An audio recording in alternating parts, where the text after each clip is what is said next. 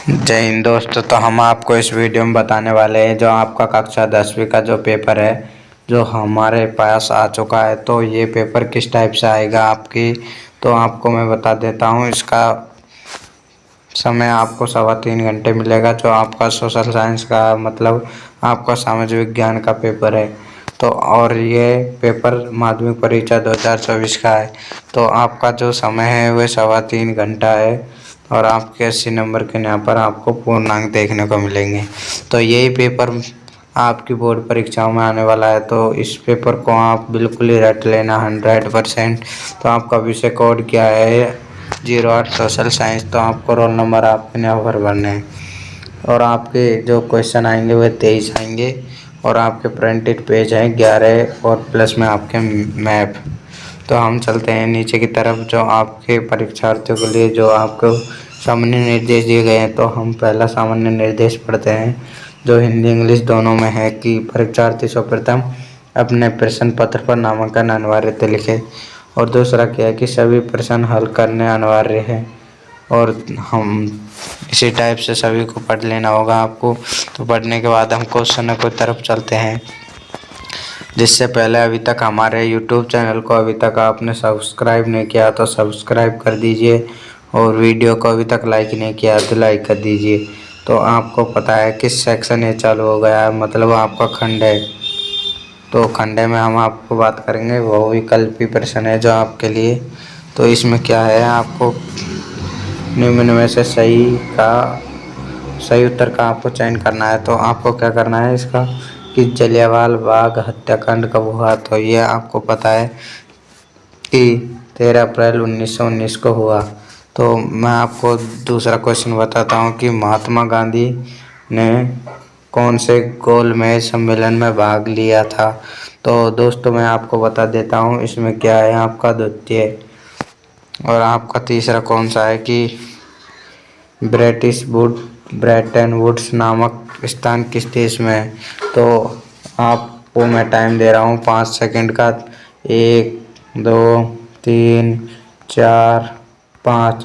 तो दोस्तों आपका समय ख़त्म हुआ। तो मैं आपका इस राइट आंसर हो जाएगा इसके दक्षिण अफ्रीका। और क्या है आपके लिए जो बोर्ड परीक्षाओं का पेपर है जो सभी विषयों का पेपर है, जो कक्षा 8वीं 9वीं 10वीं 11वीं 12वीं का पेपर है जो हमारे चैनलों पर मिलते हैं। किरात RBSC जानकारी और टेलीग्राम ID है हमारे KR लर्निंग हब। और जो आप चैनल है ये है KR learning hub, RBSC alert, Khushiram tech और सचिन डारोलिया। तो नीचे की तरफ हम क्वेश्चन है कि जो आपका चौथा क्वेश्चन है कि निम्न में से किस एक नए युग का प्रतीक का है? तो कि इसमें क्या करेगा आपको, इसमें आपको उत्तर करना है झूठ।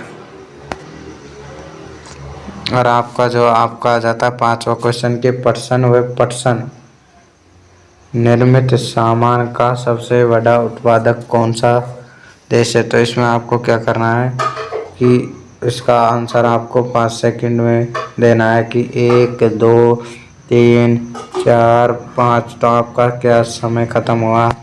तो आपका इसका राइट आंसर भारत हो जाएगा। और आपका जो छठा क्वेश्चन है कि किस देश में सत्ता का बंटवारा सामाजिक समूह में होने पर सामुदायिक सरकार दिखाई देती है? तो इसका उत्तर आपको क्या करना है कि बेल्जियम कर देना होगा इसका आंसर। तो आपको क्या करना है, सातवां क्वेश्चन है कि एक विचारधारा जो अधिकारों एवं अवसरों के मामले में स्त्री व पुरुष को बराबर मानती है वह है?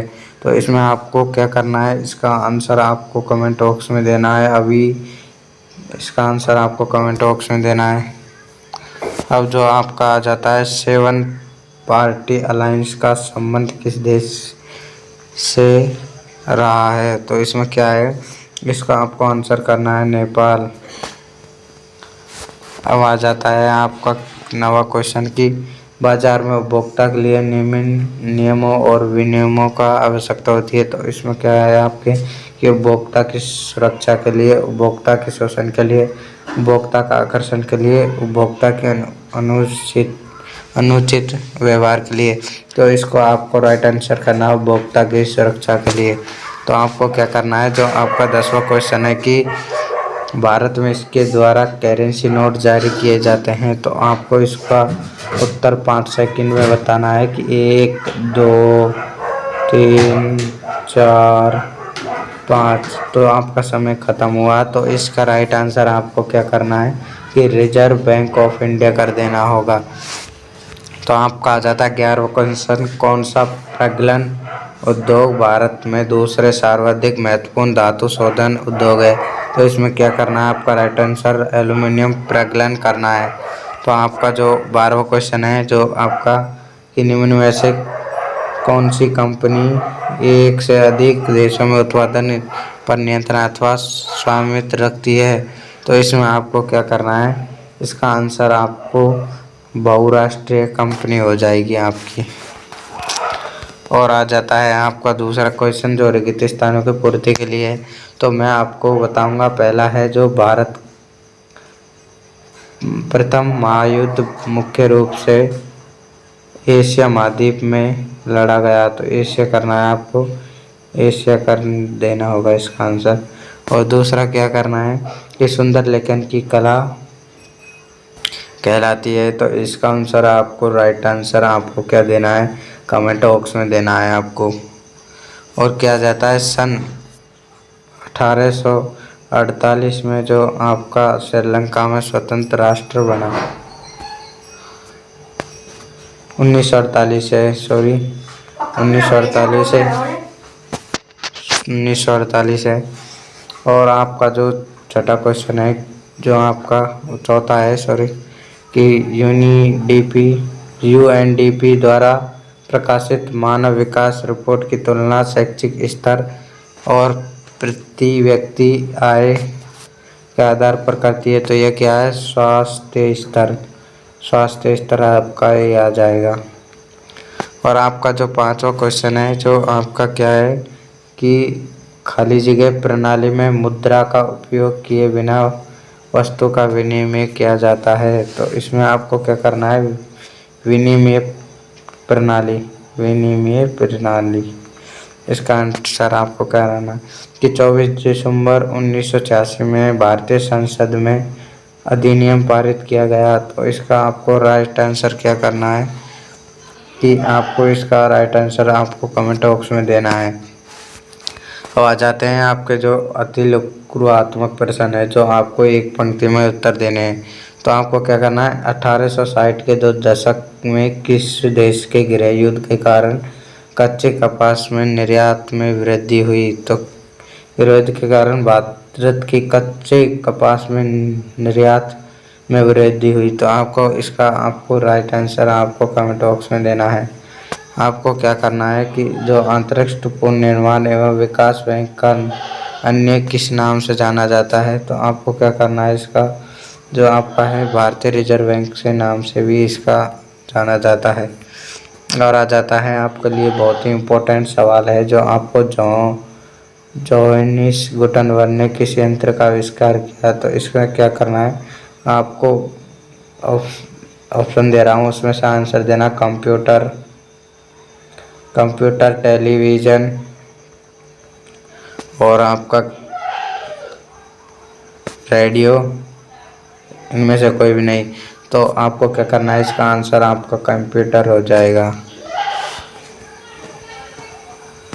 और आपका जो आ जाता है दीनदयाल पतन कौन से राज्य में स्थित है। तो आपको क्या करना है, दीनदयाल पतन है जो कौन सा राज्य में स्थित है। तो वह क्या है, वह है राजस्थान में। इसका राइट आंसर ये करना है।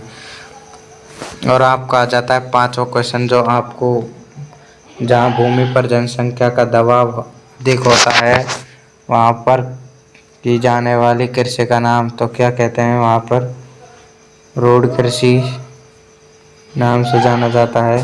तो इसका आपको कमेंट बॉक्स में देना है आंसर कि आपके अनुसार सिंचाई के क्षेत्रों में फसल प्रारूप कैसे परिवर्तित कर दिया है, संक्षेप में बताइए। तो आप सभी जानते हैं इसका आंसर। तो इसका आंसर क्या है, आप जानते हैं, क्योंकि ये भारत के किसानों की है। तो आप में से भी गल्लीन किसान होंगे, तो आपको इसका आंसर लिख देना होगा। सिंचाई करते हैं मतलब आप देसी भाषा में इसको बोलते हैं पानी देना। तो आपको क्या करना है, जो आपका समरूप समाज किन देशों में पाया जाता है, कोई 2 देश बताइए, कोई देशों का नाम बताइए। समरूप समाज आ जाता है आपके लिए कि अमेरिका और आपका क्या है, रूस। अब आ जाता है सामाजिक विभाजन अधिकांश किस पर आधारित है, तो यह समाज पर आधारित है। और आपका जो बोलिवियो के जल युद्ध का नेतृत्व किस संस्था ने किया, इसका आपको कमेंट बॉक्स में आंसर देना है। ये बहुत ही इम्पोर्टेंट क्वेश्चन रहने वाला है, तो आपको ये देखने को मिलेगा आपकी बोर्ड परीक्षाओं में। और आपका प्राथमिक क्षेत्र से आप क्या समझते हैं, तो प्राथमिक क्षेत्र आप सभी जानते हैं प्राथमिक क्षेत्र किसे कहते हैं, तो इसका आपको राइट आंसर लिख देना होगा। और आपका जो ग्रामीण क्षेत्र में असंगठित क्षेत्र के श्रमिकों का संचरण कैसे हो सकता है, कोई एक उदाहरण दीजिए। तो आपको इसका उदाहरण दे के समझाना है। तो असंगठित क्षेत्र जो संगठित नहीं, तो आपको इसका आंसर लिख देना होगा। और आ जाता है आपका 12वां क्वेश्चन की एक भूमिहीन गरीब ग्रामीण मजदूर के विकास के किन्हीं 2 लक्षणों के लिए कि भूमि ग्रामीण मजदूर के तो उसको आय कम मिलती है, तो इस टाइप से आपको लिखना है। अब आपको क्या करना है, जो आपका खंड व चालू है, जो आपको लघुत्रात्मक प्रश्न है, इसकी उत्तर सीमा आपको 50 शब्द में है कि वियना संधि के कोई 2 विशेषता लिखिए। तो वियना संधि आपको पता है किन किन देशों के में, यूरोप और ऑस्ट्रेलिया, यूरोप और उसके मध्य हुई थी। तो आपको इस टाइप से आपको इसका वर्णन कर देना होगा। तो आप कर सकते हैं इन क्वेश्चनों को। तो आपका दूसरा क्वेश्चन है कि बाजार में श्रम की बहुतायत से मजदूरों की जिंदगी किस प्रकार प्रभावित हुई, तो इसका आपको राइट आंसर लिख देना होगा। अब आ जाते कीर्तन दहन कृषि। तो कीर्तन दहन माने आपको क्या करना है, इसका आपको राइट आंसर कर देना होगा। तो कीर्तन दहन कृषि आप जानते हैं सभी करने।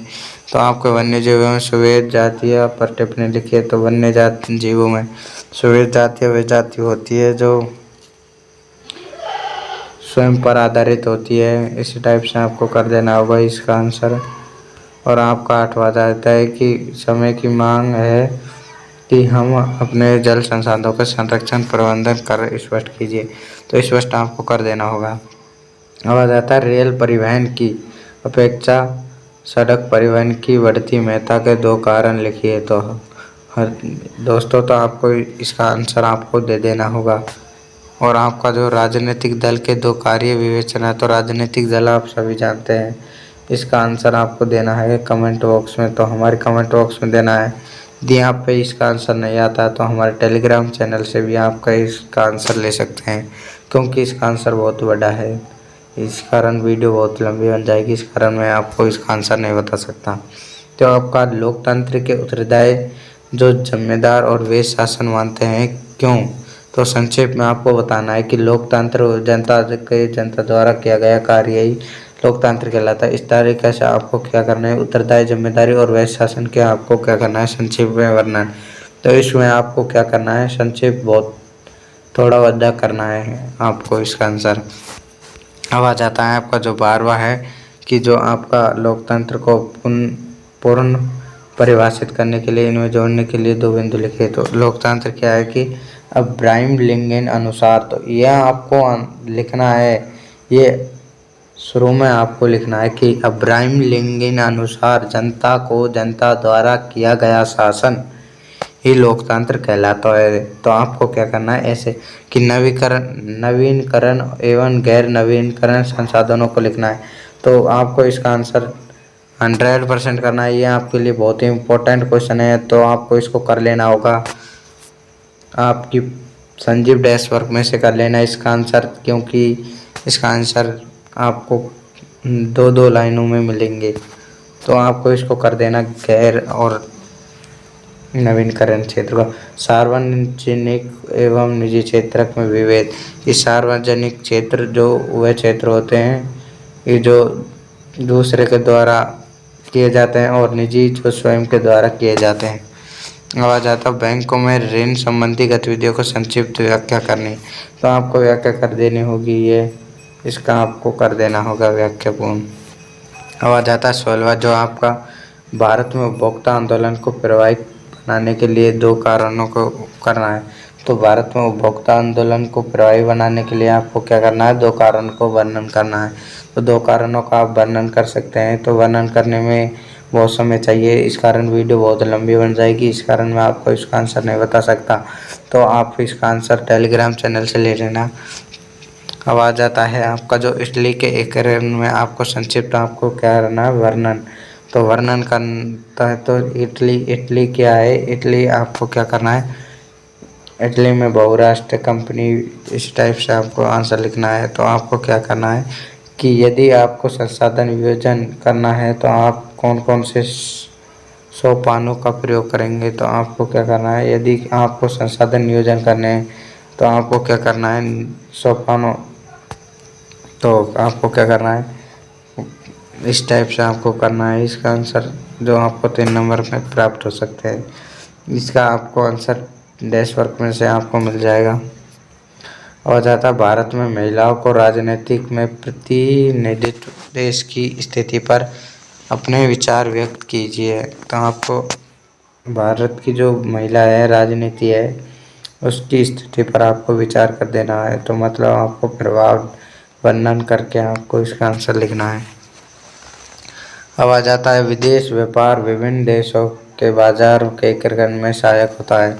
तो विदेशी व्यापार जो विदेशों से संसाधन या व्यापार, जैसे कपड़ों का व्यापार, खाद्यों का व्यापार, इस टाइप से किया जाता है, उसका आपको 3 अर्थ तर्क देने हैं।